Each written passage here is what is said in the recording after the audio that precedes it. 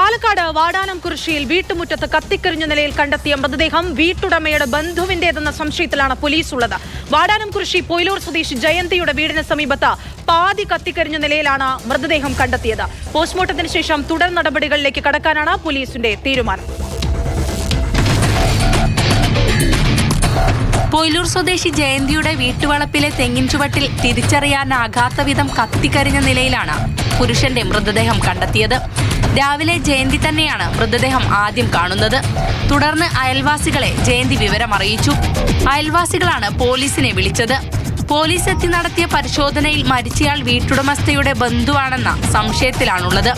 Postmortem report ലഭിച്ച ശേഷം മറ്റ് നടപടികളിലേക്ക് കടക്കാനാണ് പോലീസിന്റെ ശ്രമം.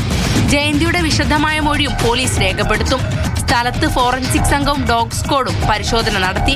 രാത്രി വീട്ടുമുറ്റത്തെത്തിയ യുവാവ് സ്വയം തീകൊളുത്തി ആത്മഹത്യ ചെയ്തതാണെന്നാണ് പ്രാഥമിക വിലയിരുത്തൽ. പോസ്റ്റ്മോർട്ടം നടപടികൾക്കായി മൃതദേഹം തൃശൂർ മെഡിക്കൽ കോളേജിലേക്ക് മാറ്റി. ഷൊർണൂർ പോലീസാണ് കേസ് അന്വേഷിക്കുന്നത്. മാതൃഭൂമി ന്യൂസ്, പാലക്കാട്.